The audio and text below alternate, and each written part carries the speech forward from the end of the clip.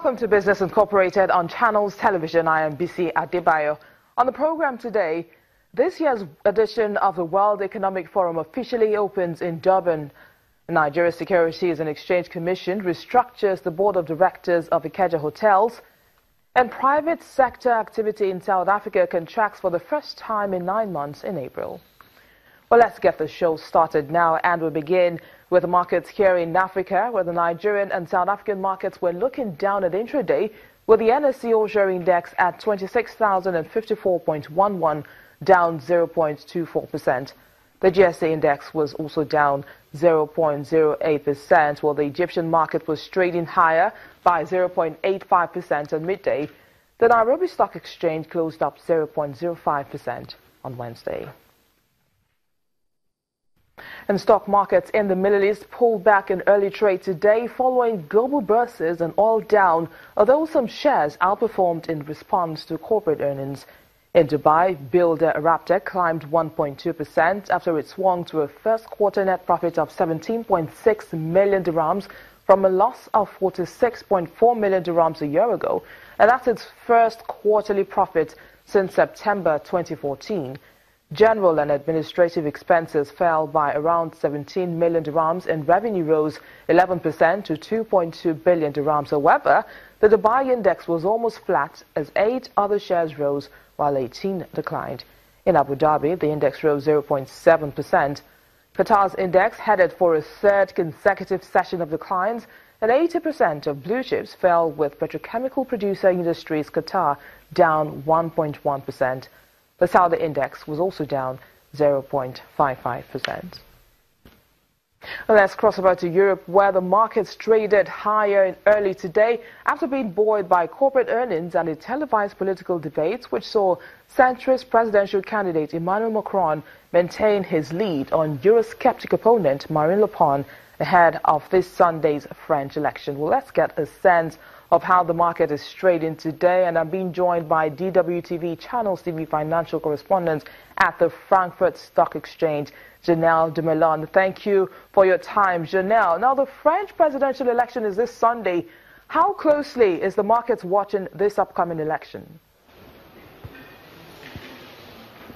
Good day. Well, they're watching it very closely indeed, but with a bit of a more relaxed stance than they had in the previous weeks. Now, if you need any evidence of that, we could just look to the euro. Now, the euro was mostly unchanged after the debate last night between candidates Emmanuel Macron and Marine Le Pen. Now, according to popular vote, Macron was seen as the winner of that debate. He was seen as having been able to bring forth the arguments while Le Pen concentrated on the attack. So that has solidified his lead and provided some comfort to the markets, for whom Macron is definitely the preferred candidate.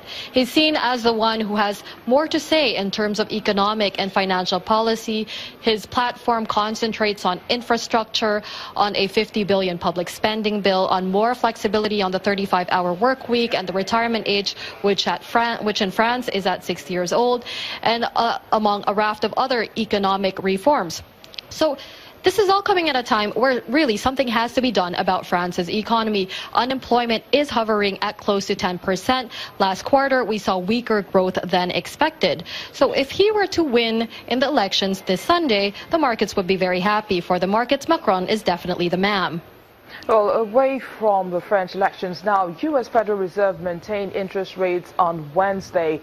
How is the market in Europe digesting the hawkish assessment of economic growth of the Fed at its two-day policy meeting?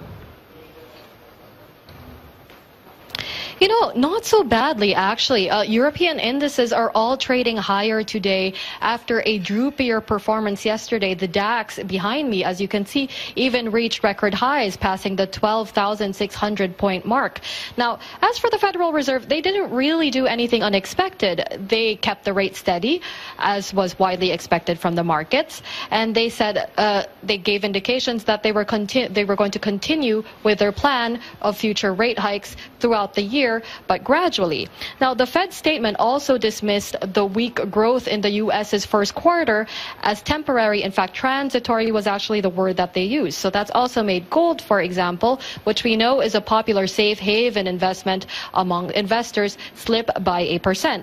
So all in all, the markets have appear to have digested this news out of the Fed quite well, and here it's business as usual.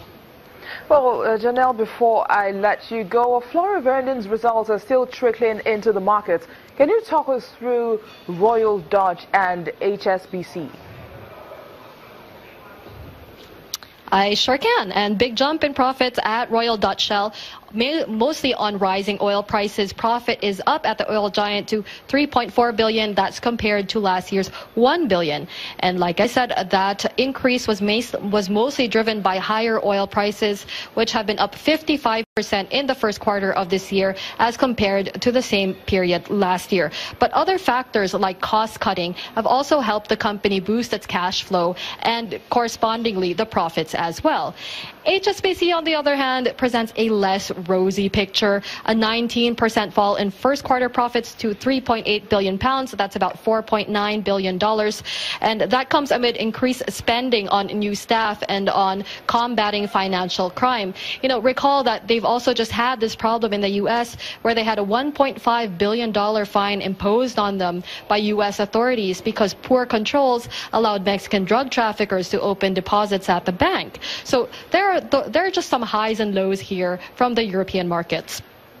Well, Janelle de Malone, thanks for those updates coming there. Janelle is DWTV Channels TV financial correspondent at the Frankfurt Stock Exchange. Well, we'll stay with the markets, but this time in the U.S., where stock futures pointed to a higher open today as traders look to another big day of earnings and several pieces of data. Kellogg, Regeneron, Viacom and AMC Networks are among companies that are set to report before the bell. Well, CBS, El Pollo Loco and Shake Shack are among companies due to report after the bell.